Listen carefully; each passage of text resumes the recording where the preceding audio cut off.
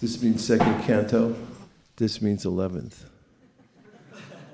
Are you in the second or 11th? This is second, this is 11th. I'm going to the 11th chapter. No. 11th canto.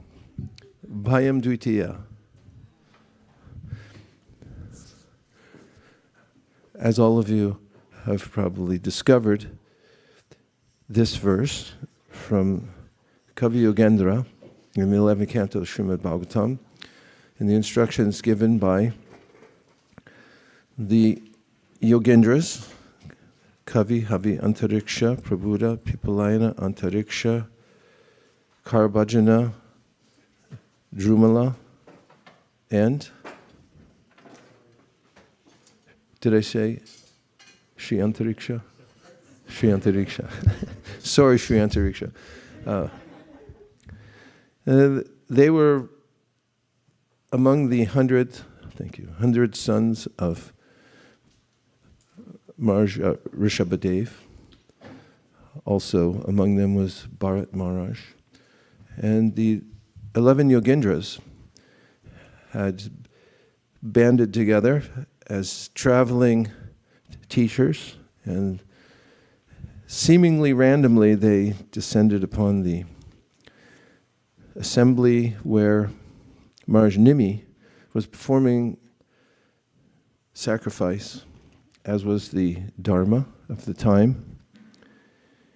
And when they descended, the 9 Yogendras, everyone stood up, as is the custom when an exalted devotee or devotees come into our midst. We should stand up to show respect. This we also find when Shukadeva Goswami came into the assembly of devotees, including Vyasadeva and other stalwarts from around the universe who had assembled to give support to Maharaj Parikshit. When Shukadeva arrived, they stood up to show respect. And the Bhagavatam describes how even the fire stood up. Of course, it's Agni who accepts the offerings, and the tongue is the flames, but even the fire stood up in respect for the Nava-Yogendras as they came, and Maharaj Nimi welcomed them by offering prayers and obeisances. And this is one of the benefits mentioned in the Shastra, that if one is performing some yajña, then the possibility is there that a great devotee may come. Otherwise, karma kanda and other kinds of sacrifices are status quo, doesn't take one anywhere. But by sadhu sangha, sadhus may come to such an assembly, and as we know from the Chaitanya Charitamrita, even a moment's association with a sadhu can give us an inspiration for the ultimate goal of life and the wherewithal to take up the process to achieve it. So Maharaj Nimi, being a very intelligent king, had then inquired from the Yogendras, asking them to explain to him the process of self-realization. And this verse starts with Bhayam Dvitiya Abhinibeshita Syad Ishad Ape Tasya Viparyajo Smriti. So the verb here is Syad. And Syad means that something occurs or it arises. And there are several things in the first 2 padas that describe what's arising from a phenomena which is unique to the tatastha jiva, who can cohort with either the internal or the external potency, as is described in the Vishnu Purana by Sri Chaitanya Mahaprabhu. Vishnu Shakti Paraprokta Kshetra Gyakya Tatapara Avidya Karma Sangyangya Tritiya Shakti Rishite. The summarization of the various categories of energy, internal, external, and marginal. And marginal means that the fragmental part, Keshavya, Shatabhagasya, Shadamsha, Shadrishatmaka, Jiva Sukspa, Surupo Yang, Sankatito Hichitkana, a particle of consciousness, which is part and parcel of the supreme consciousness, is the jiva. And Krishna describes Mamaivam jiva loke jiva bhuta sanatanam manakshastan indriyani prakriti stani karshati. When the jiva, whose marginal means like the beach, sometimes it's wet, sometimes it's dry. And the particle of Krishna is sometimes attracted to the external energy. And sometimes it's absorbed in and taking shelter of the internal potency. And so the condition of the living entity is dependent on its association and its consciousness. And syat, what is the result of the phenomena of when the living being becomes disoriented from his ultimate interest in life, which is Krishna, and service to Krishna. One-pointed devotional service to Krishna, which was a conclusion given by Sutta Goswami in the first canto of the Bhagavatam, Tasmat ekena manasa bhagavan sattvatam pati shrotavya kirtitavyascha dhyaya pujascha nityada. It's a tasmad means therefore, conclusion.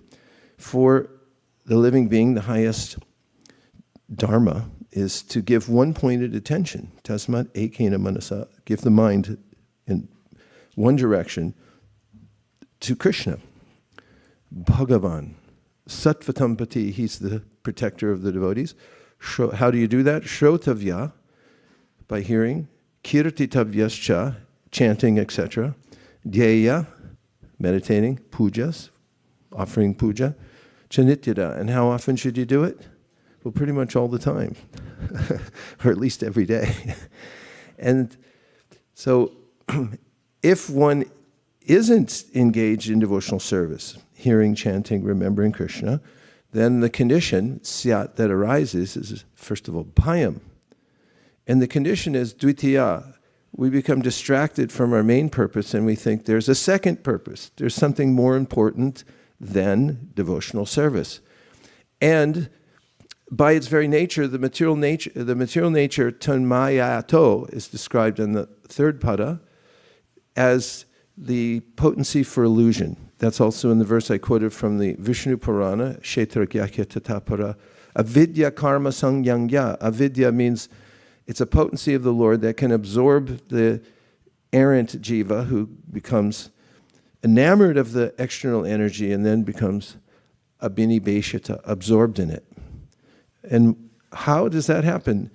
It's the potency of the Lord. Daivahi esha gunamayi mama maya duratyaya mameve prapadyante maya metam tarantite. Krishna says, external energy, it's inferior energy, nonetheless it's mine and therefore it's divine. It's part of my, it's one of my potencies, therefore it's a divine potency also, albeit inferior.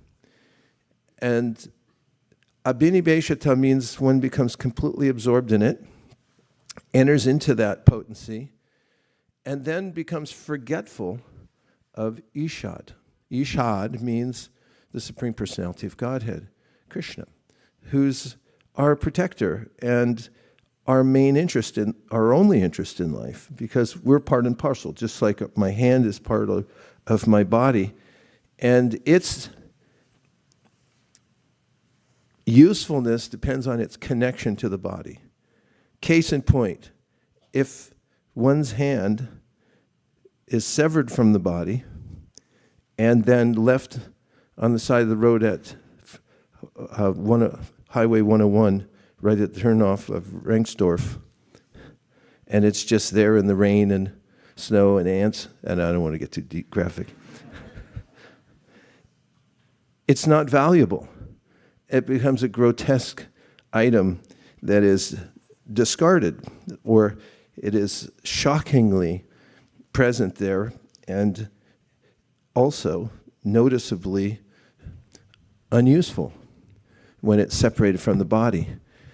And similarly, when the living being becomes dvitiya, divided in purpose from serving Krishna, and abhinibheshita, and then becomes fully absorbed in that. In fact, Prabhupada describes the goings-on in the material world as a colossal hoax. One may say, well, that sounds bombastic or somewhat hyperbolic. But it's not, because the living being actually has no real interest in the material energy. Asangohyayam purusha means there's no real purpose or no real connection. We have no sangha, nothing to see here. Our favorite sign as we enter at Srila Bhaktisiddhanta Saraswati Thakur's Samadhi Mandir near Yogapith. There's a sign there next to a small building that's at the entranceway that says, "There's nothing to see here." My favorite sign, because that's actually a sign on the outside of the material world. Nonetheless, it appears to be a good idea. And can we keep looking at the verse? It's kind of nice, just for a little while more. So, what happens? What is a natural result of abhinibheshata, being absorbed in dvitiya, something separate from the Lord? Well, spoiler alert, there is nothing separate from the Lord.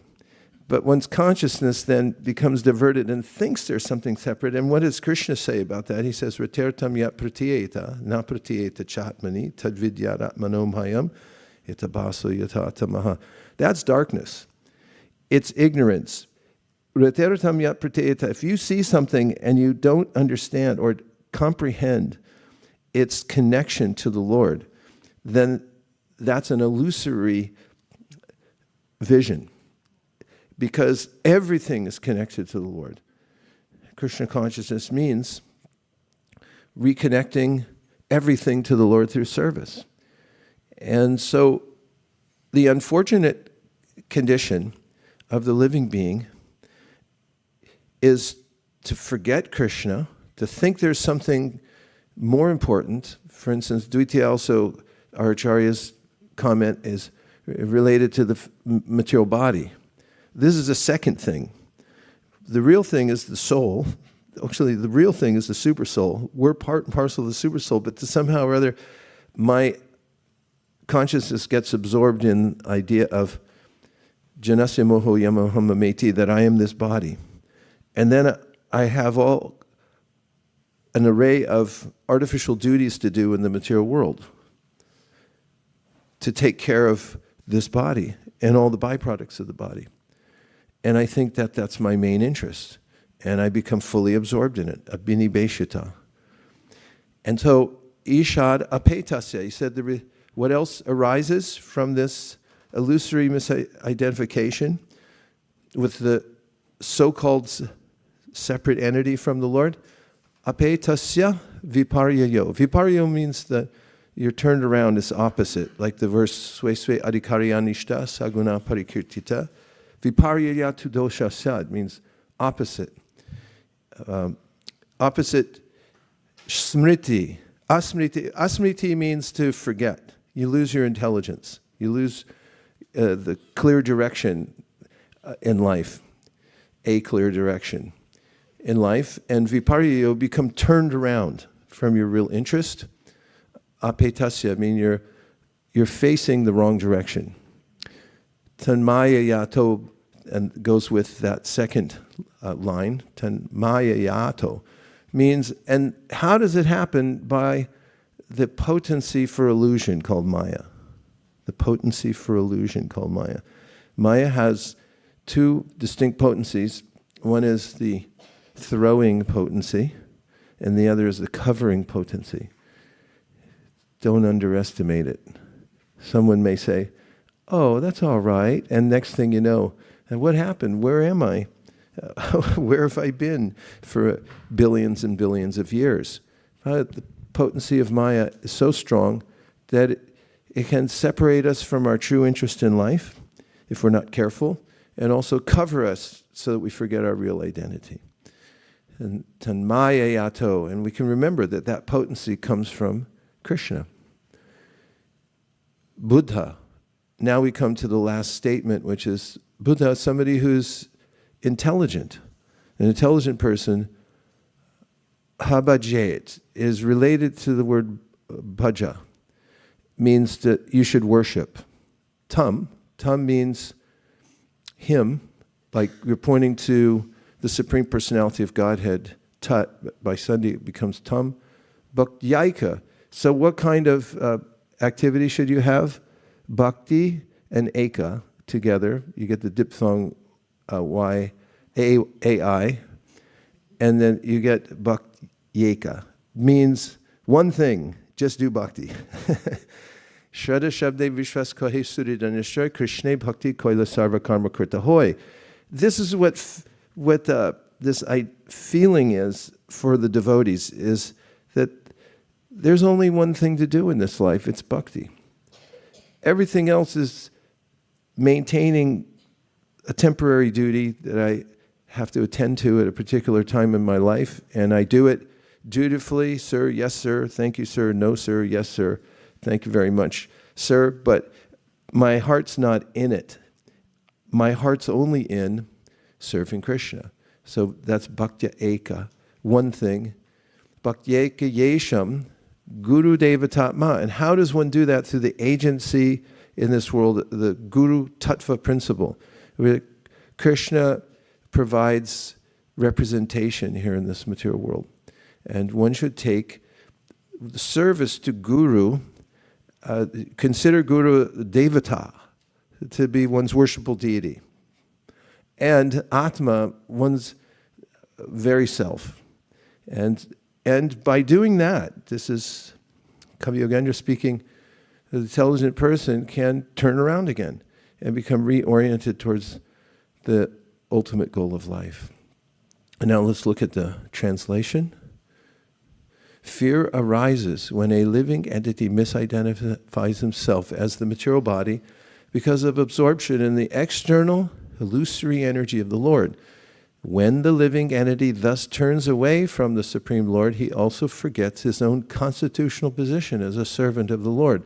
This bewildering, fearful condition is affected by the potency for illusion called Maya. Therefore, an intelligent person should engage unflinchingly in the unalloyed devotional service of the Lord under the guidance of a bona fide spiritual master, whom he should accept as his worshipable deity and his very life and soul.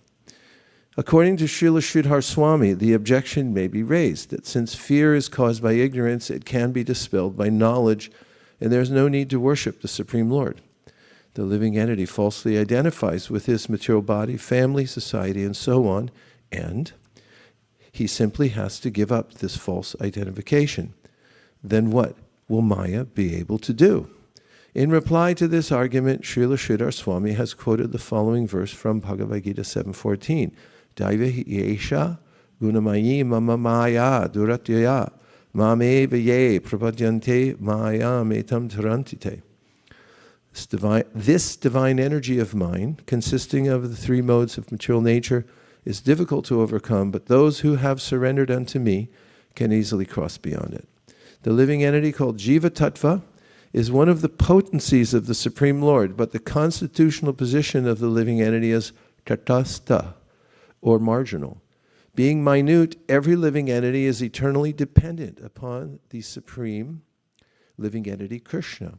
This is confirmed in the Vedic literature as follows. Nitya nityanam chaitanas chaitananam eko bahunam yo vididhati kaman. Among all the eternally conscious beings, there is one supreme eternal living being who is supplying the needs of all the innumerable others. Katha Upanishad 2:1-12.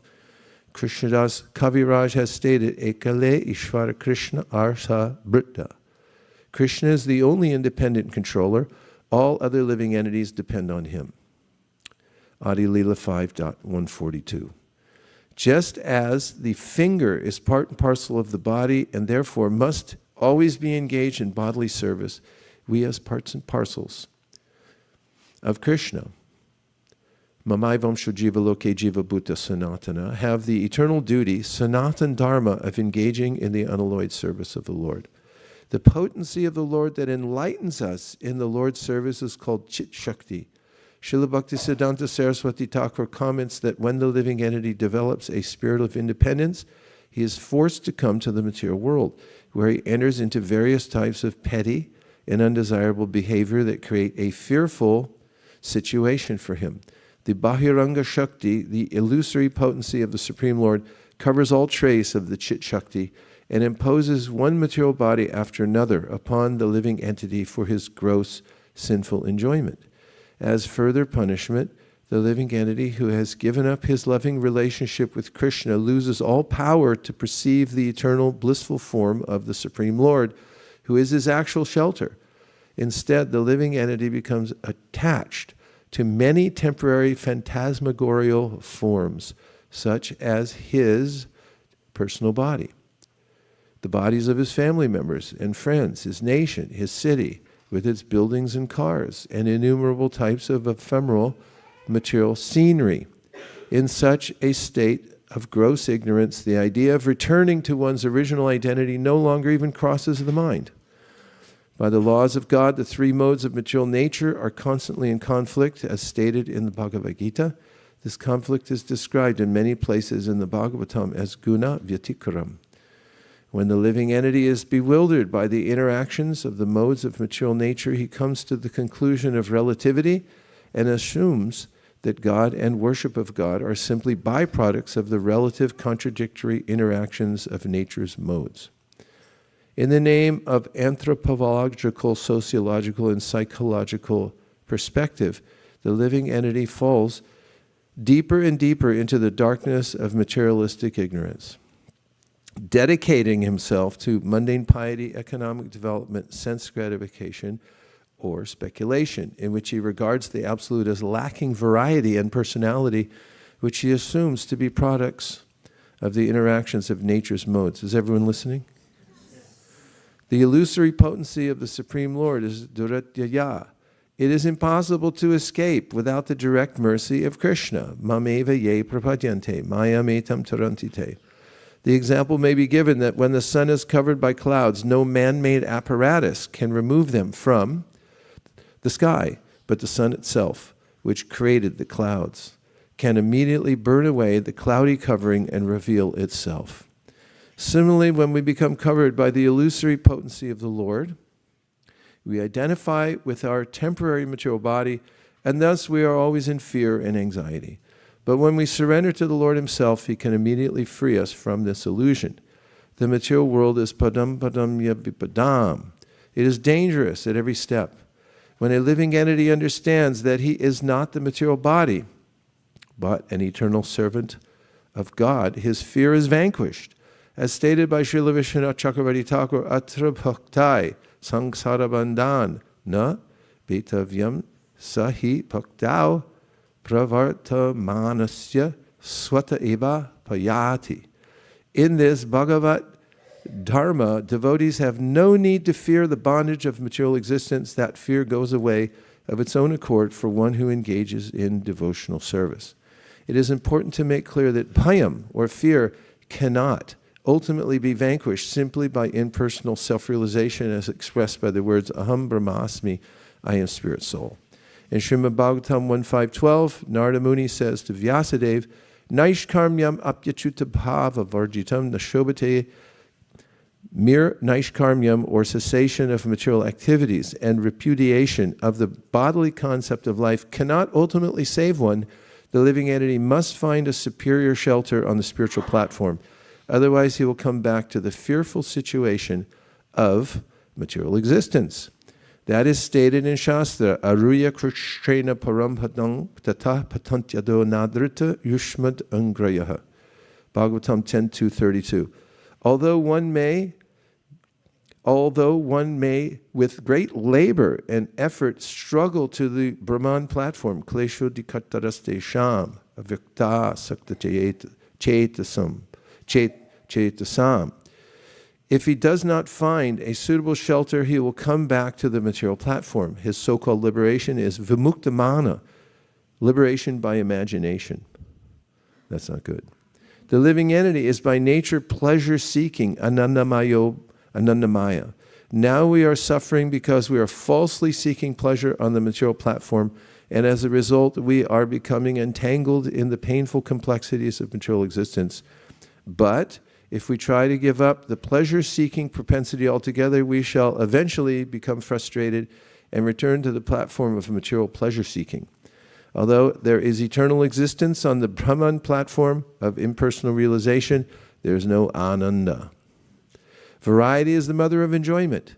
In the Vaikuntha planets, there is actual spiritual ananda. Krishna is there in his ecstatic spiritual form, surrounded by his blissful associates, all of them eternally full of bliss and knowledge. They have nothing to do with material existence. In the spiritual planets, even the scenery and birds and animals are fully conscious of Krishna and are absorbed in transcendental bliss. Yajña na nivartante tadhama paramang mama.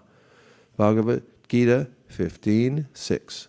The one who goes to the blissful spiritual planet of Krishna will be fully satisfied and never come back to the material platform. Therefore, Vishwanath Chakravarti Thakur has said, Kim chatra bhaktai samsara bandhana bhetavyam. Only the bhakta actually becomes free from fear. In this connection, Srila Bhaktisiddhanta Saraswati Thakur has emphasized the necessity of accepting a bona fide spiritual master who is Vrajendranandana Preshta, the dearmost servitor of the son of Nanda Maharaj, Krishna. The bona fide spiritual master is completely free from envy of other living entities, and therefore he freely distributes knowledge of devotional service to the Supreme Personality of Godhead. When the living entities who are inimical to the service of the Lord somehow hear this knowledge submissively, they become free from the illusory potency of the Lord, which has covered them and thrown them into various miserable species of life. According to Srila Bhaktisiddhanta Saraswati Thakur, by the mercy of the spiritual master, the faithful disciple gradually realizes the transcendental position of Lord Narayan, who is served with great awe and reverence by hundreds and thousands of goddesses of fortune. And the disciple's transcendental knowledge gradually increases. Even the Paramaishvarya, or supreme opulence of the Lord of Vaikuntha, becomes pale in the light of the beauty of Govinda Krishna. Govinda has inconceivable potency to enchant and give pleasure, and by the mercy of the spiritual master, the disciple gradually develops his own blissful relationship, rasa, with Govinda. Having understood the blissful pastimes of Lakshmi Narayan, Sri Sitaram, Rukmini, Dwarkadish, and finally Lord Krishna himself, the purified living entity is given the unique privilege of participating directly in the devotional service of Krishna, who becomes his only object and shelter. Warimashta. Problem solved. So let's see if we have questions.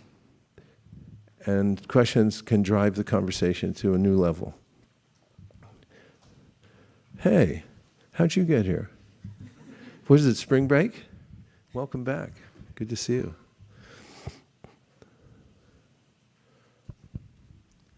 In this last part, it's talking about the blissful pastimes, and it mentions them, and he says, finally, Lord Krishna himself. I was wondering why, generally speaking, people consider Krishna as an avatar of Vishnu and not the other way around. Why is that more commonly accepted? Lots of things are commonly accepted and are not accurate.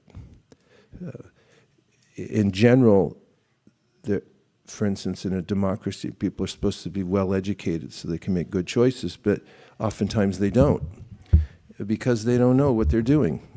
And in general, people make opinions about this, that, and the other thing without having complete knowledge. And therefore, they errantly describe the position of God and so forth. Prabhupada mentioned it earlier that oftentimes through speculation or listening to other speculators, they accept God as impersonal, which is a big mistake. That's a huge category mistake to say that God's impersonal, because you give up the personal conception of God. First of all, God has to have everything. He has to be personal and impersonal because he's the complete whole. And if you just accept the impersonal, then you lose the personal. But if you accept the personal, then you also get the impersonal. And people don't know that. And therefore, Prabhupada says in the invocation to the Sri Upanishad, all forms of incompleteness are due to incomplete knowledge of the complete whole. That's why we have Bhagavad Gita as it is, and we have the Srimad Bhagavatam. And oftentimes people who have incomplete knowledge come in contact with the Bhagavad Gita as it is, and the teachings of the parampara, which are authorized and are the means for accepting the full knowledge of the Supreme Personality of Godhead, then they're able to rise to the level of understanding the personality of Godhead. And when it gets into the details of who comes from whom, then one has to have association with pure devotees. For instance, in the Gaudiya Sampradaya, we have notably the 6 Goswamis and their literatures. As is mentioned in the first canto, second chapter, Tachchadadhana munayo jnana vairagya yuktaya pashyanti atmani chatmanam bhakti shruta grihitaya. In order to be solidly situated in what Sutta is describing as pure unmotivated devotional service, you have to be fortified, and you have to have heard properly from the right sources. And when we hear, for instance, from Srila Rupa Goswami describing the ultimate vision of the Supreme Personality of Godhead, who is the enjoyer of rasa, then we can enumerate the various qualities as he does. If you read in Nectar Devotion, Narayan has so many qualities, but Krishna has qualities that Narayan doesn't. And those include a lot of fun stuff. If you want to be bored out of your mind, go to Vaikuntha. No, I'm just kidding. Krishna has,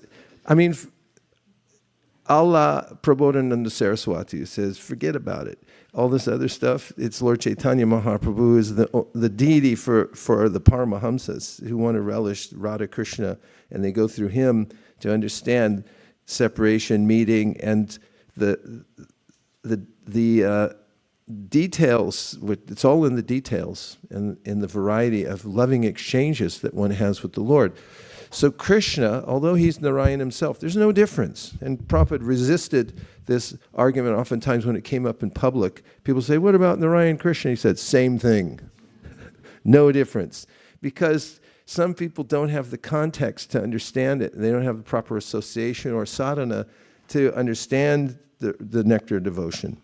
There's a lifestyle that goes with it. Tachchadadhana muneyo jnana vairagya yuktaya. You have to be fortified with jnana and vairagya in association of devotees. Then you can start to appreciate the value of the subtleties of the philosophy. In Srimad Bhagavatam, for instance, we get to understand how the devotees appreciate they are liberated by dint of vilas. Yet pada pankacha palasa vilasya bhakta. The vilas means that there's a sense for the aesthetic of the spiritual world. And that one enters into that. That's the only thing that satisfies us. As the commentators quoted here, Naishkarmyam apyachuta bhava varjitam nashobhate jnanam alam niranjanam. If you don't have a chuta bhava, you don't have enough fuel to get out of the varieties of the material world. You'll fall back down into it.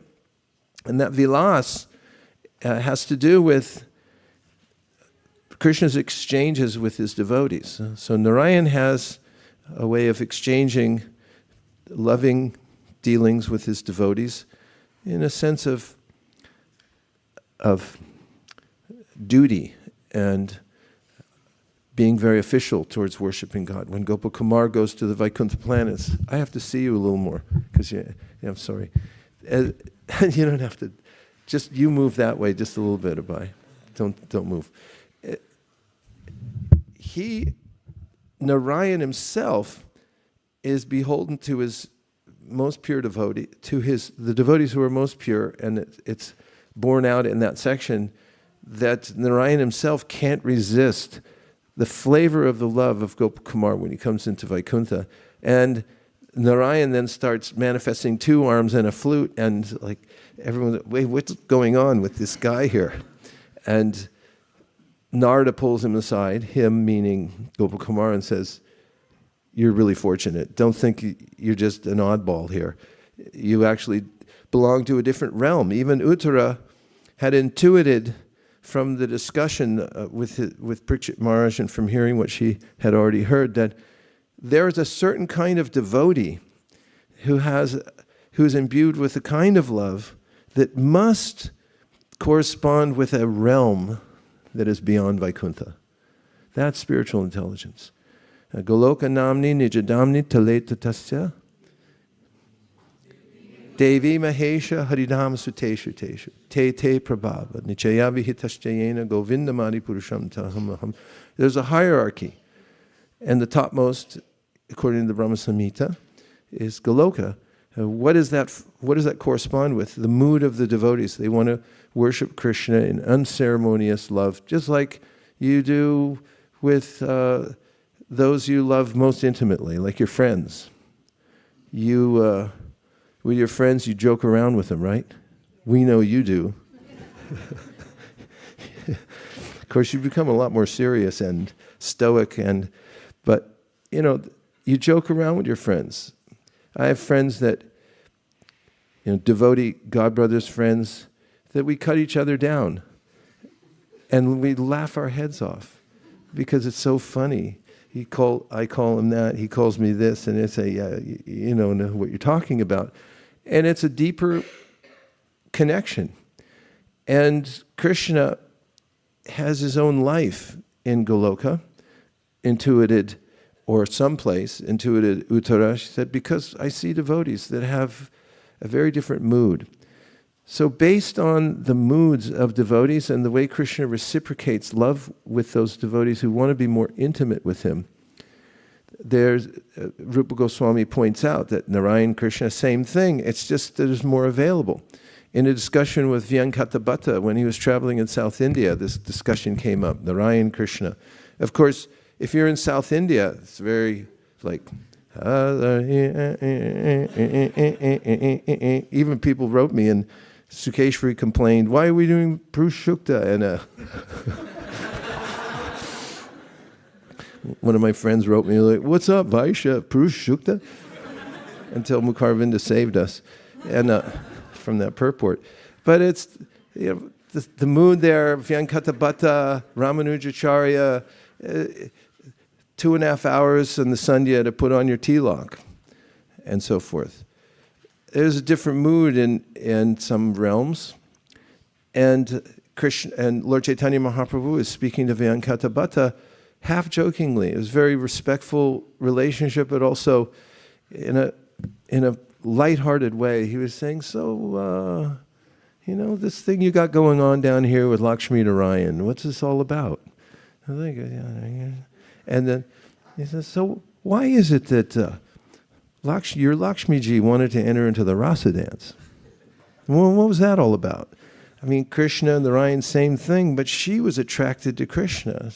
And there's no harm, same person, not leaving her husband or in any way, but just she wanted that mood. And she couldn't enter. Her abhiman she was attached to the awe, reverence mood of worshiping Narayan. After all, she's Lakshmi-ji. And Vyankata was submissive to Chaitanya Mahaprabhu hearing all this. And Mahaprabhu quoted, Nayam sukhapo bhagavan dehinam gopika sutta jnaninam chatmabhutanam yata bhakti matam iha. That bhakti is the only way to enter that mood that Chaitanya Mahaprabhu came to teach, which we all know. Anarpita charim chirat karuna yavatirana kalau samarpayituno tojvara rasam sabhakti shriyam hari purata sundara dyuti katamba sandipita sadaraya kandare spuratu vasachi nandana. God himself wanted everybody to know there's something more than Vaikuntha. And as he thought, I've never taught this. Narpita, I can't remember when we talked about this before, when I made it available to people. And there was a confluence of reasons that Krishna himself wanted to come for his own internal reasons. And externally, he also wanted people to know about a kind of love that's in the realm of beyond Vaikuntha, where devotees worship Krishna through spontaneous love. And there's a path to follow, the Raganuga. You can follow in the footsteps of those who are on that level by associating with pure devotees and become enamored of that, and that becomes your preoccupation. And that's what Chaitanya Mahaprabhu came to teach. So there he was in South India, and he was teaching Vyankatabhatta, a great personage in his own right, and a great devotee of Lord Narayan, that Nayam Sukha Bhagavan Dehinam Gopika Sutta. He's mentioning Yashoda. Yashoda, who had this motherly love towards Krishna, the Vatsalya Ras, when we were just recently at Brahmanda Ghat. And remembering what took place there when Krishna was playing with his friends, and they came to Yashoda and they said, Krishna ate dirt. We saw him do it. And Yashoda was alarmed, and she called Krishna and said, how many times have I told you, be careful, don't do this, why are you eating dirt? He said, me eating dirt? Who said I ate dirt? He said, all my friends, and Balaram, he also confirmed it. Your brother, your older brother said you did it. They're lying. They're liars. What kind of, you don't see that in Vaikuntha. And that's what he was saying, that Nayam Sukapa Bhagavan Dehinam Gopika Sutta, that there's a kind of love there in the topmost region of the spiritual world. It's what God likes the most, he said, because yata bhakti matamiha, it's only by that mood that one can actually capture Krishna. And that's why Srimad Bhagavatam's spilling the beans. It's coming out and is that dharma projita kaitavo. This is beyond all other cheating religions, dharma artha karma moksha, and then it goes into swadhya hridya varudyate trakritibish shushrushabish takshanat. There's a way in which, by understanding this very rare kind of love that is unceremonious, there in the topmost region of the spiritual world, then Krishna becomes so attracted he wants to stay in your heart because you're hearing it, and he becomes conquered by that. That jnana prayasa udapasya namanta eva jivanti san mukaritam pavadiyavartam stane stita shrutikatam tanuvan manobir I prayaso jitta jito pyasitaishri loka. Brahma says it. If you want the perfection in devotion of life, forget speculating about it. Just hear Srimad Bhagavatam, stane stita shrutikatam tanuvan manobir, and worship that vibration with your body, mind, and words. And then there's a natural way in which you'll be able to enter into that mood, so much so that Krishna will be attracted to you. You'll conquer Krishna by that mood. So by logic, Prabhupada mentions at 2:235 in the Bhagavatam, you know the verse that ends with Anumapakai? He said God isn't just Paramatma, because that's his, what do you call his side job, his day job? Don't quit your day job. Taking care of a few jivas. We're like, all right, what do you want? Go ahead. But he said, logically, God means he has unlimited access to, and has his own way of loving. There must be a realm where he has unlimited and ever-deepening relationships with his devotees. It's based on that overall understanding that Lord Chaitanya came to teach, and he does it systematically. If you read all the teachings of Lord Chaitanya to Rupa Goswami and then Sanatana Goswami, and then you read the books of the Goswamis like the Bhakti Rasamrita Sindhu, then you understand that this distinction between Krishna and Narayan, it's not some mathematical equation. It's like you try to figure it out. Because you may look at some portions of Bhagavatam, for instance, when that Brahmana had lost his sons, and he was blaming King Ugrasena. Remember that? And finally Arjuna said, even Lord Shiva respects me, I'm going to get him back. And then finally he failed, and then Krishna came and said, look, I'll show you where they are. And he took him into the realm of Mahavishnu. And then when they got there, Krishna and Arjuna, Mahavishnu was like, yeah, I stole him because I wanted to see you. And Vishwanath Chakravarti Thakur points out that, yeah, even Narayan wants to see Krishna. In fact, when we see Krishna in Dwarka and other places, he'll see himself in a mirror and become attracted to his own image. And the most attractive, as the case is made, is when he's completely submissive to his devotees. And when there's unlimited access to him. Like in Vrindavan at Govardhan Leela, when he lifts Govardhan Hill, everyone's with him for 7 days, 24/7, unabated access. In Vaikuntha,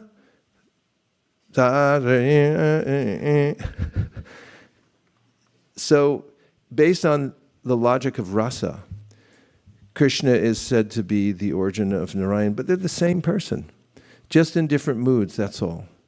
And if somebody's attracted to Lord Narayan, then Lord Chaitanya facilitates everyone. If they want to worship Sita, Ram, Lakshman, Hanuman, so that's their inclination, the doorway is through Lord Chaitanya Mahaprabhu. Are you going to say all that next time somebody asks you?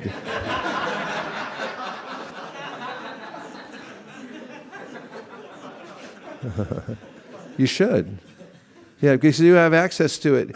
Prabhupada gave us all the information to come to the point of tasmad ekena manasa, of where to place our attention. And it's all assumed within the chanting of Hare Krishna, in the proper mood, without offenses.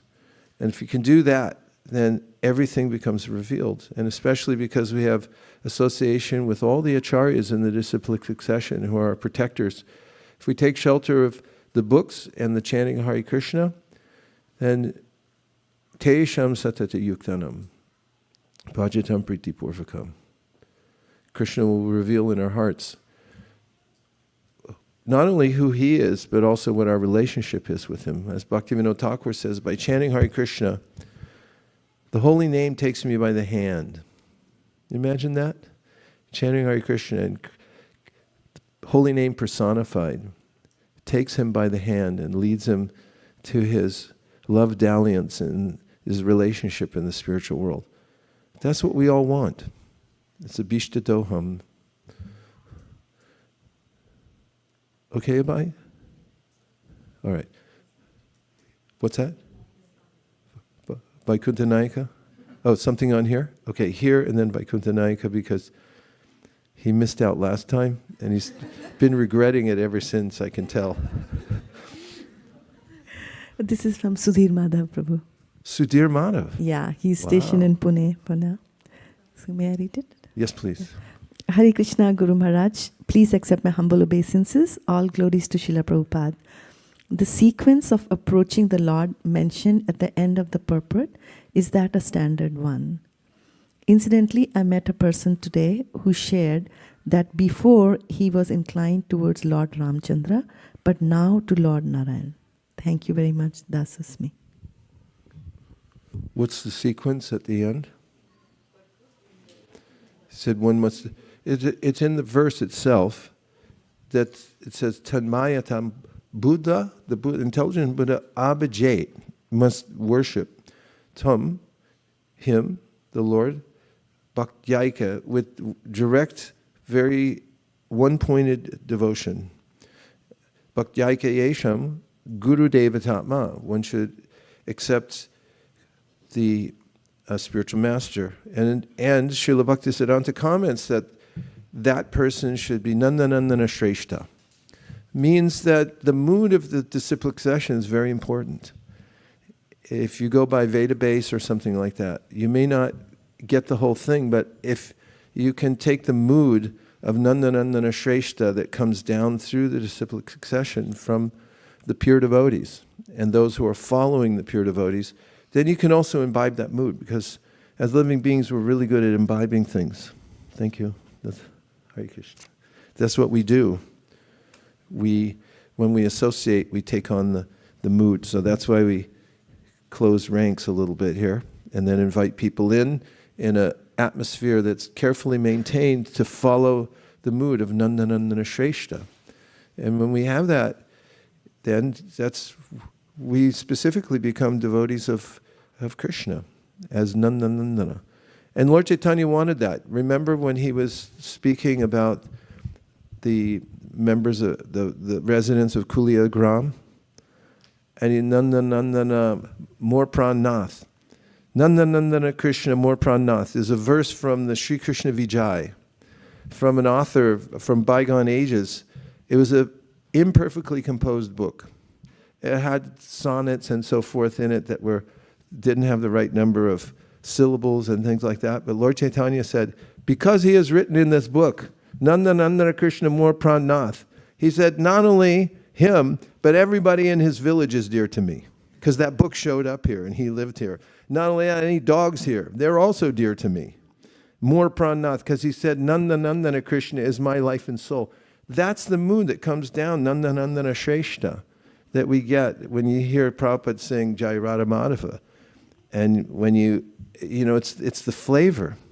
And where else are you going to get that? I mean, some say, oh, I'll go to a concert, people singing Hare Krishna, but it's, they're not really devotees. No harm, it's just Hare Krishna. No, there's harm. Because you're missing out. Not only missing out, you'll be, boy, I hate to use anything really strong here.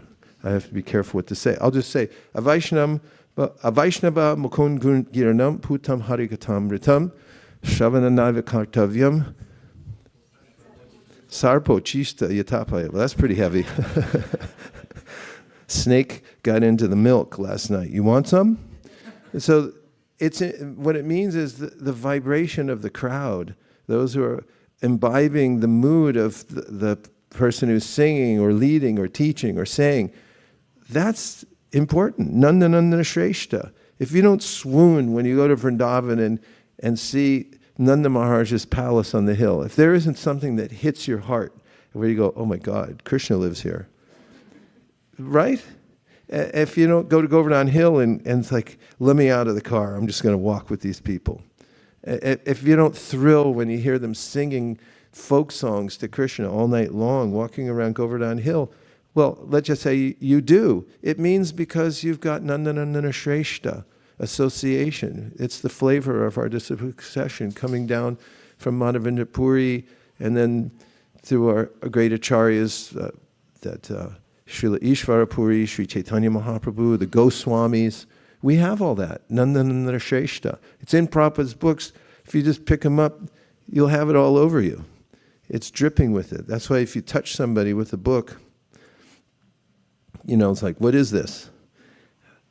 Can you imagine how somebody's going to comprehend Nandanandana Shrestha all of a sudden, walking down the street, going to work? It takes a little association with devotees who are steeped in it because they're following pure devotees, and therefore they're getting the same result. Bejare munayotagre bhagavantamad hoksajam sattvam vishuddham shemaya kalpante yenutaniha.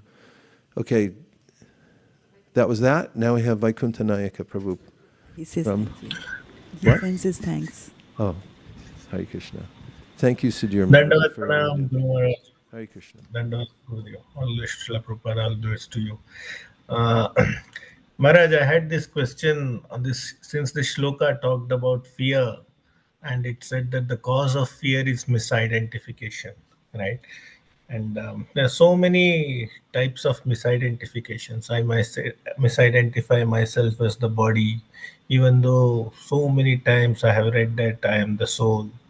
I misidentify that this house belongs to me, even though I have read that Krishna is the proprietor.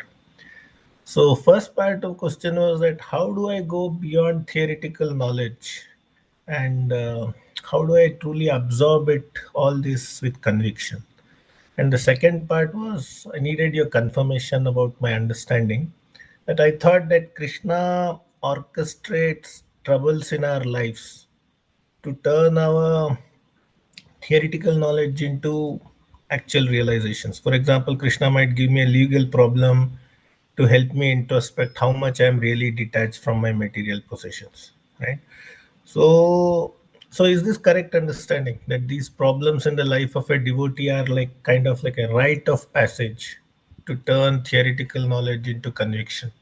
And if it is correct, this process seems very painful. Is there some simpler way to escape material problems and yet get conviction beyond theoretical knowledge? Thank Well, I you. saw a bumper sticker that said, if you think education is expensive, try ignorance. So whatever trouble we think we're experiencing here, juxtaposed with our practice of devotional service, vidyam cha yastad vedo bayam saha, avidya yamratum tirtva vidya yamratum ashnute, is a important aspect of our devotional service, and we'll get through it. It's altogether possible to go through the different phases of life and experience the tribulations of separation from loved ones and legal problems. Each time we encounter such heartbreak or reversals of fortune or onerous difficulties, and we process it through Bhagavad Gita. We take shelter of Bhagavad Gita and Srimad Bhagavatam again and again, and then we're tolerant. There's a fruit at the end. How else do you become wise except for going through life? In fact, old people are supposed to be wise. And to a great degree they are, just by dint of getting old. I was just noticing that I'm getting old. That's one thing. And another thing was, one of the ways I'm noticing is the iconic figures of my time. I mean, you guys knew Shatrugna Singh, and I didn't.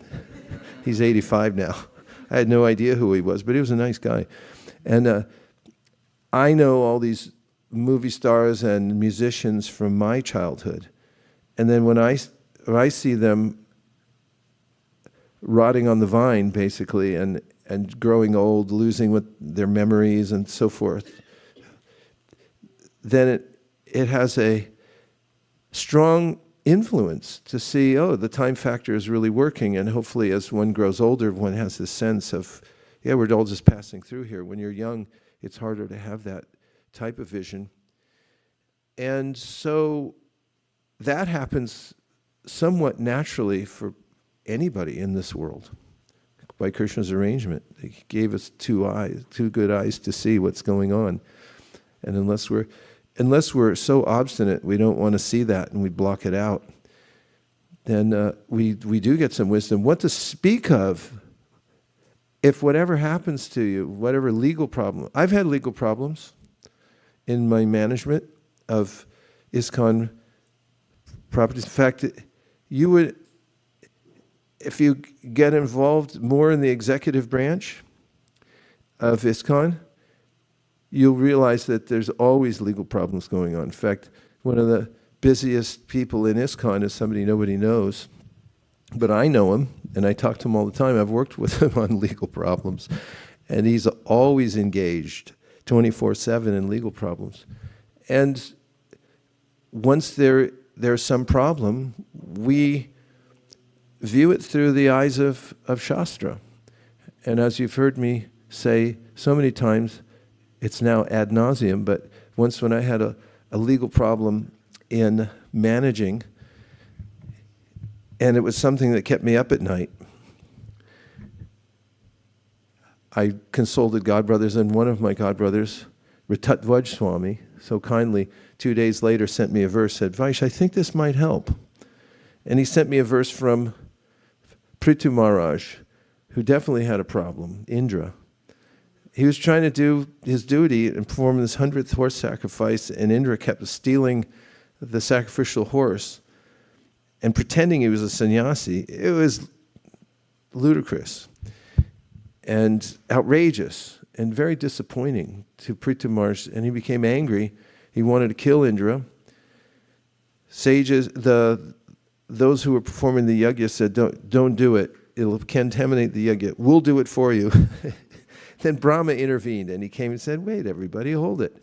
It's Indra, you can't kill him. And besides, why don't you just tolerate it? Because that's providential. And Pṛthu Mahārāja said, okay, I'll tolerate. And he made up with Indra, actually. And Indra kind of apologized, like he usually does. And so there's a way, when I read that, I felt relief. Where else are you going to get relief except from the Bhagavad Gita or the Bhagavatam? Actually felt relief. And it wasn't theoretical. It was visceral. I couldn't sleep and then I could. That's proof that it's not theoretical. And I came to a point of realizing that I have to tolerate this and take step by step. I think maybe that's when I invented for myself this mantra of be methodical but dispassionate. I just keep saying it over and over again. That's what Krishna says in the Bhagavad Gita. And that's what problems are for. They're for following the instructions of Krishna in the Bhagavad Gita. If you wondered why you get problems. It's so Krishna, it's like you go to a class and you sit down and then the teacher hands out all the papers on the desk and says, put away everything, get out a number 2 pencil. Have you ever heard that before? Yeah. And that's what Krishna does for us. Vaikuntha Prabhu. He says, okay, you sit down. Here's your problem for the day. Take out a number 2 pencil, put away all your other stuff. Let's see how you're going to do now. So what you said was true. And it actually works when we follow Krishna's instruction. For instance, Occam's razor. The simplest solution is the best. Fewer assumptions and it's direct. So Prabhupada in a lecture says, when you lose a loved one, it's inevitable that you'll feel overwhelmed. Heaviness of heart. Yes or yes? And so there's a way in which Prabhupada says, what are you going to do? You're going to bring them back? Your mind keeps thinking like, can't we revive them or something like that? And what about the old days when they were here? And what should we do? Prabhupada says there's only one solution. You know what it is? Tolerate. And I first heard that, I thought, that's it? Well, try it and see what happens. And if you tolerate, there's a fruit at the end because you become wise. And you see, as one of my friends always says, observing the events of the world, as absurd as many of them are, and he says, the jagat is on the move. And whatever you think you have now, it's going to go sideways. Guaranteed. You think you have something, you'll come out one day and it's at the top of the roof and it's dripping down, it's melted or it's burnt or it's sideways, whatever you think you have here. And that's a lesson. The whole material world is not our home. And fortunately, we have a place to repose our affection and our real possessions. As Kapila Dev says, in one astounding verse, he said, the assets you get from your practice of devotional service are never lost. They're never lost. Those are yours to keep. And all the assets you acquire here in the material world, as soon as you acquire them, then they become burdensome because you're wondering, when am I going to lose these, right? Say yes. So if you're getting troubles, Vaikuntha Nayaka there in Mysore, and you go on reading Bhagavad Gita and chanting your rounds and doing your programs at your house and have a little Mysore pack. Just a little, not too much. You got a successful life, and those are lessons you can pass on to others. And those who categorically, they understand categorically the material world's a lost cause. But I can engage everything here in Krishna's service. They have no problems because every circumstance is, and all paraphernalia of the material world is there to engage in Lord Chaitanya's mission.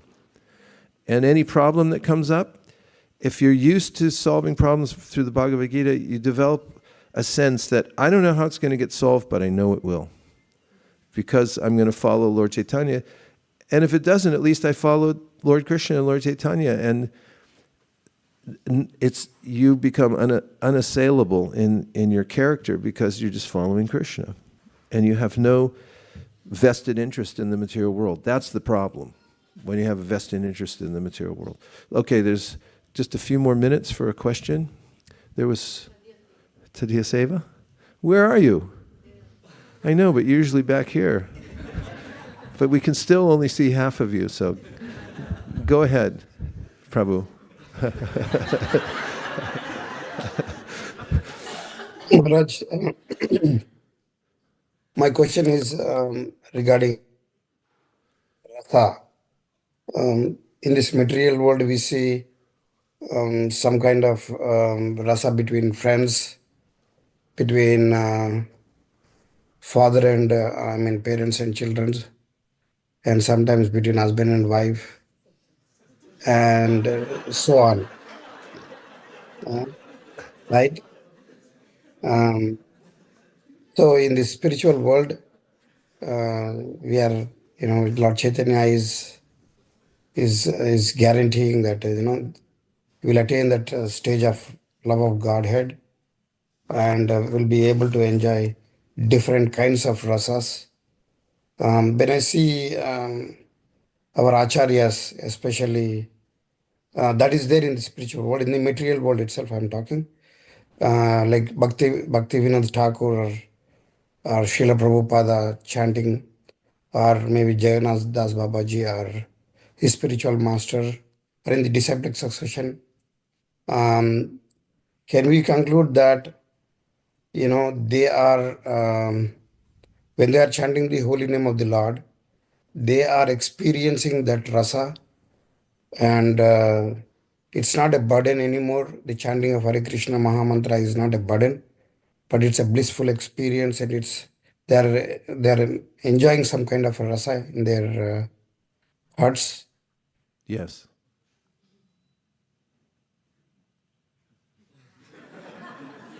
Yes.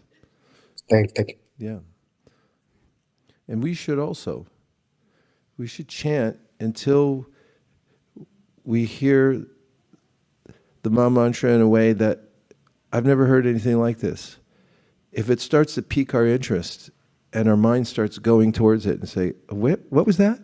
Can I hear that again? What was that? Hare Krishna, Hare Krishna. And we could notice in ourselves, Bhakti Chaitanya Maharaj last year gave a class in Mayapur, and he was talking about, it was homeopathic point he made, because apparently the more diluted the element is that's curative, the more potency it has. I have no idea how that works exactly, but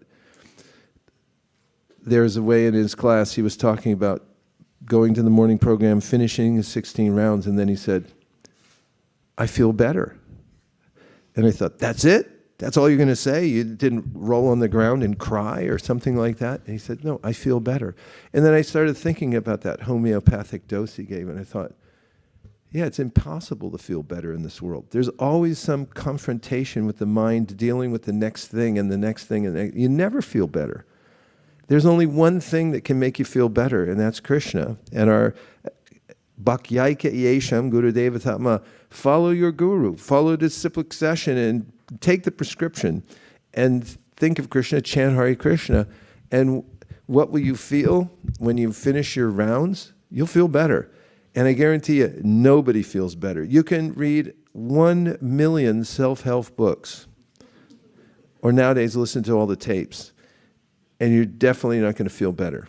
You'll get a little sugar high off it, and you'll think, yeah, I'm going to get my scene together now. And then later on, the same old problems. But if you chant Hare Krishna and you hear something beautiful, or even if you don't hear something beautiful, afterwards you feel, I'm improved. I feel better. The world looks clearer to me. Any sense of that elevation, it comes from the holy name. That's just the tiniest of glimpses. Bhaktivinoda Thakur, for our benefit, expresses what he feels when he chants Hare Krishna. It's in the last verse of the Sharanagati.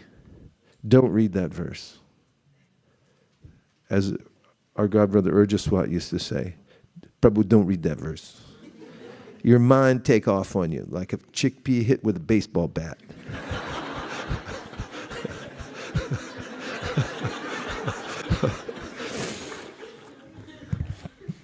Because he talks in there how he said, I can't understand what Krishna's doing to me. He said, my body is soaked with perspiration.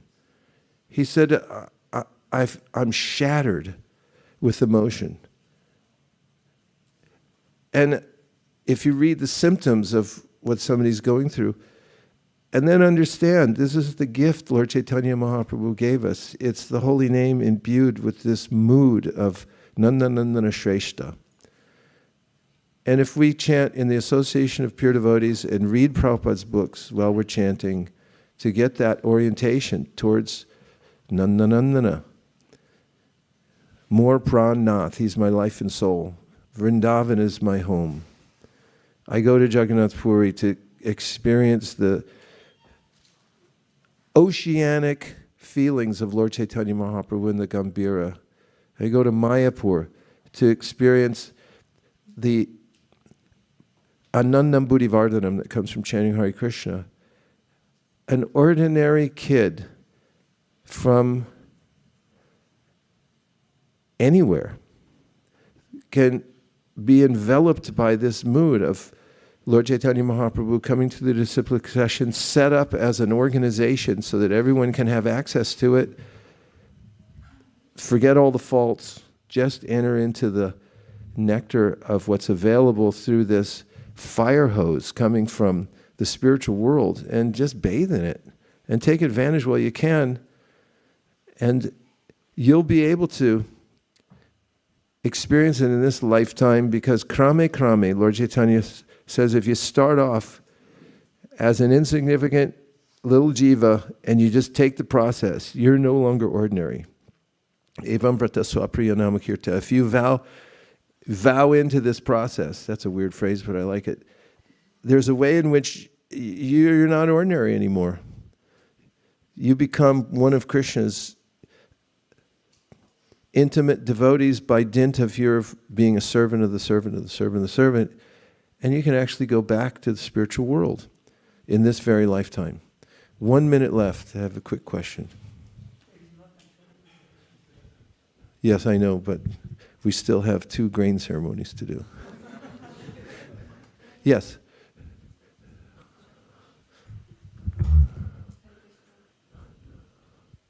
Hare Krishna Maharaj, I'm just with all the talk on the process working and the potency of Harinam and Harinam holding your hand, and anybody, even a child like you mentioned from the street, can benefit from it. I'm so inspired to share a story which I shared with Kameshwari Mataji. So just 2 weeks ago I'll try to make it really quick. 2 weeks ago I went for hiking with my best friend in Hawaii. We were there to attend a wedding. I've known her for like 28 years. We did engineering together. So she's very close to me. And as we were hiking, I've hiked in snow, rain, fog, everything. And just that day, it was rainy, slippery. And as we were hiking, I was behind her. I fell and I hit my head and I got a concussion. Oh, no. Yeah. And when I sat up, I didn't pass out, thankfully. But when I sat up, I was like, why are we here? She said, where are we? So she goes, remember we're in Hawaii? And I'm like, why are we in Hawaii? Where are the kids? She said, remember, it's just you and I that came here. So I said, okay. And then by that time I realized like, I can't remember why these plants are here. And I was like totally delusional. So she said, okay, what do you remember? I said, I remember Krishna and I have 2 kids. And then she said, what are their names? I say their name, Arjun and Ryan. And then she said, where do you work and things like that to get me back to it. And then she was like, okay, I start crying because I'm like, I can't remember things. So I start crying, and then she gets on act because she's a very focused person. So she just slaps me out into reality because her goal was to take me back to the car and take me to urgent care. So then I get up, she said, no, we have to walk back to the car. So I wipe my tears and I start walking. And then she said, I don't remember any of this. Like, I don't remember driving up to the mountain because I drove up, and I don't remember the whole hike. She sent me pictures. I'm like, okay, that happened. And then she was like, when we start walking, I chant Hare Krishna whole time. And I don't remember that. And then when I was normal and she told me all this happened, I held her hand and I said, thank you for sharing this with me. And she was traumatized too, so she was like, I don't want to talk about it, you know. So I was like, I shared with my Guru Maharaj too, that the process works, like what Srila Prabhupada has given us works, because I don't consider myself like an advanced devotee, like all ISV devotees, like the service they do, the way they go out of the way to host me. So thank you, Kameshwari and Shraddhama and everybody who hosts me. So yeah, I wanted to share that, you know, like that told me that the process works. Like and Priya Gopika, my sister, said that, you know, that could have been your last moment. So I'm glad you remembered Krishna. I said, I did not remember Krishna. Krishna helped me remember him. So we are at his mercy and Guru's mercy. So I just got so inspired to share. So thank you for giving me this time.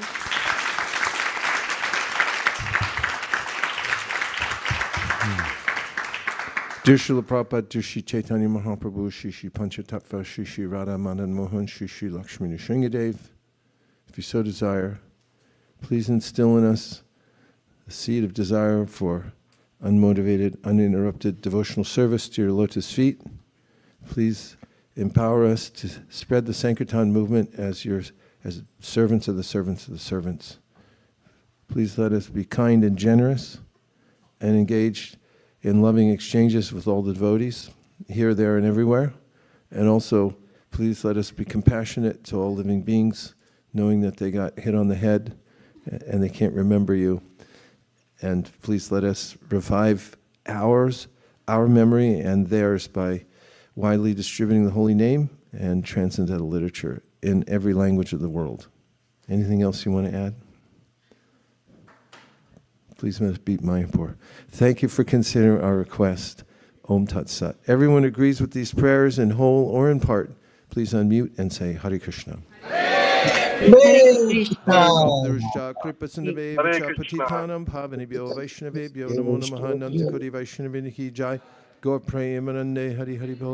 Okay, we have a couple of quick announcements, and then we're going to have the main event of the day, which is the grain ceremony for 2 little babies. First announcement comes from Bhakti Community. Come on up here and tell us what we've won. Hare Krishna. As you all know, Bhakti Community is an online community. We also do in-person programs. I just want to share one quick story about Arabic Sankirtan. So that's really working because the devotees invited somebody to our program from Arabic Sankirtan. There's one person from Iran. And That's Farsi. Just saying. Sorry? She speaks Farsi, not Farsi, Arabic. yeah. She speaks Farsi. She got Farsi books and she came to our online programs. She is regularly coming to our home programs and she is also cooking for us, and she brings food when she comes and everybody eats that food. So it really works. We are creating a community where, you know, everybody feels welcomed, no judgment, no past baggage that we have with anybody. So please invite newcomers and we are happy to help them out. Hare Krishna. Hare Krishna. Last night at the Mantra Zone, we were having a kirtan at the end. And what's her name? Hashti? Hashti. I handed her the microphone during the kirtan, and she chanted so nicely. Her second part of the mantra was charmingly, slightly different. She was saying Hara Rama, maybe to match the A and the A. But I had this overwhelming sense of the power of the mantra when she was chanting with so much enthusiasm. And when new people come to Krishna consciousness, they enliven all of us, because there's a way in which when we see in them their enthusiasm to chant, we go, oh, I wish I had that same mood. You know. Thank you for organizing here, there, and everywhere, all over the Bay Area. Get ready, everyone, because it's exploding. I mean, there's centers you can't throw an avocado in any direction and not hit a preaching program here in the Bay Area. So get ready, because there's so much facilitation, mentoring, resources, everything you ever wanted is going to come to pass here right here in the nucleus and spread all over the Bay Area, and you'll be fully engaged in devotional service 24/7. We guarantee it. Hare Krishna. Go ahead. Hare Krishna. For our MSF of Be a Gardener, this is the last weekend before we can offer the results to Sri Chaitanya Mahaprabhu on this Thursday. Our goal is to distribute at least 275 Sri Chaitanya Charitamrita sets, and we are really inching towards our goal. So we would like to request everyone to use this weekend as a last opportunity to distribute as many tens of sets of Chaitanya Charitamrita as you can. And I just wanted to share one quick story that when we went to Dublin last week, Achyuta Kumar Prabhu, he kindly drove us there. And there is one lady who got a Srimad Bhagavatam set previously, and not knowing anything, she heard about this, and she was pregnant at that time. She heard about this group of pregnant ladies reading Bhagavatam group. She joined unknowingly. She read the entire Bhagavatam translations during her pregnancy, no association. And then she lives somewhere in Tracy area. And then she met the devotees, and you can see that something sprung in her heart. She came, "What do you have?" And we said, "We have Chaitanya Charitamrita and Bhagavatam." "I have the Bhagavatam," and she told the story. And she said, "I don't have this, can I have that?" Generally, we have to convince them to take, but I want to have this. And then she said, and then we talked about how we can have a program in her house. She says, "I'll host programs. Please let me know how I can participate in your group." She was so hungry. Just by the touch of reading Srimad Bhagavatam for a little while, and she is so amazing. So many souls we meet like that. Great opportunity when you go out on book distribution. And last week also, just one store we just went to, and we did 23 sets of Chaitanya Charitamrita at one place, and many others, devotees did many sets everywhere in the Bay Area. So please join us. Hare Krishna.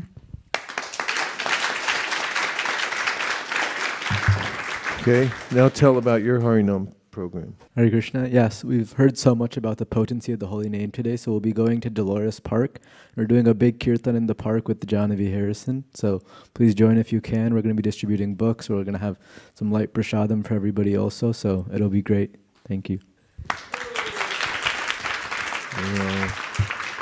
Where's Akshara Nitaya, one of the leaders of the taking care of the temple team? Who's on that team? Where's Rajaras Bhavana? You want to say something about the organization? Hare Krishna. So we're launching a kitchen cleaning marathon over here. If you, by Nrsinga Chaturdasi, if you earn 5 points for cleaning in the kitchen, you will get a very special gift at the end of it. And so we're trying to engage as many devotees as possible in this.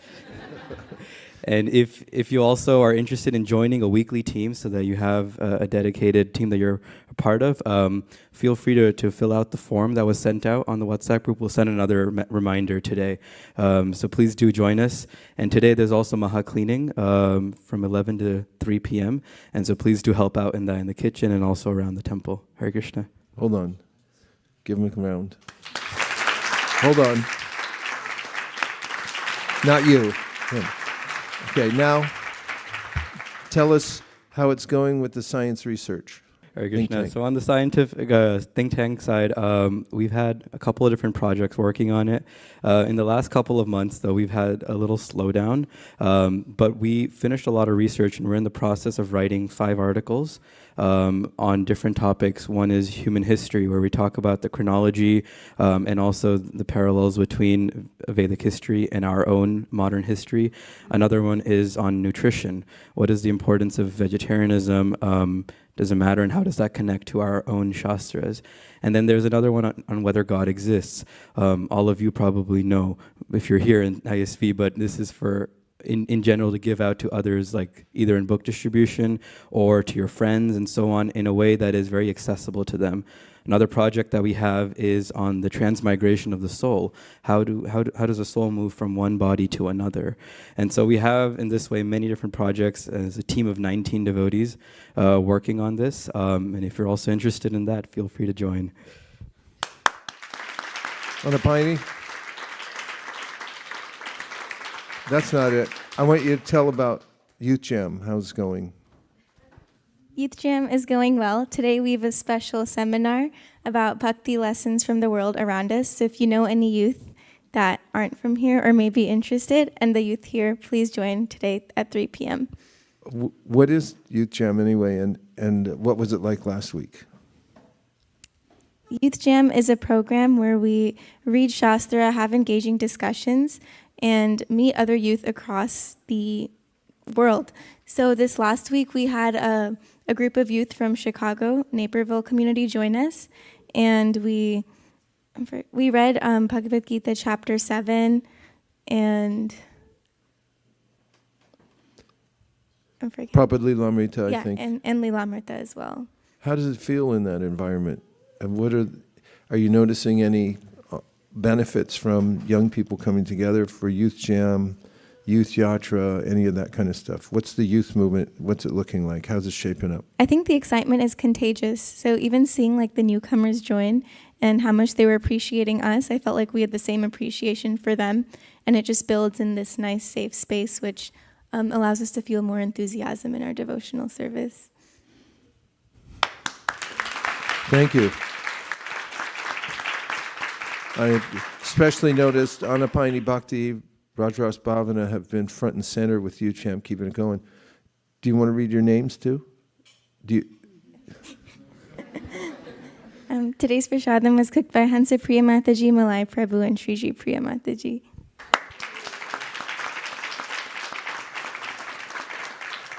What else? More announcements? Anyone?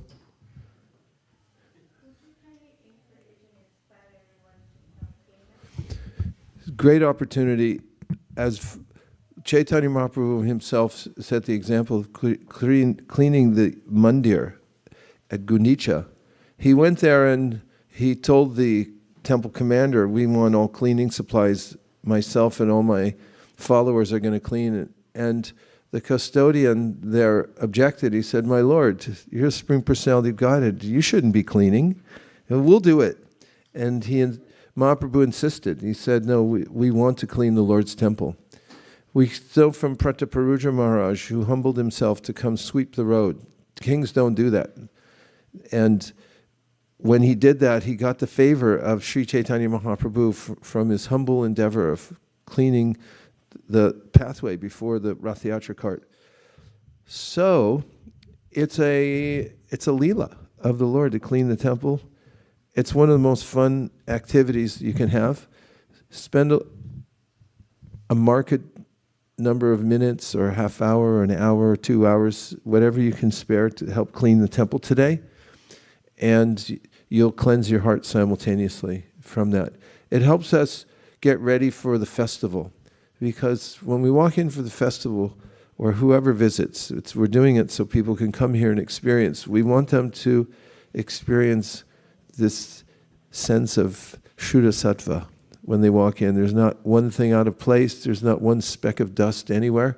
We want to please the Lord, so everyone who comes here can feel what it's like to enter into the spiritual world.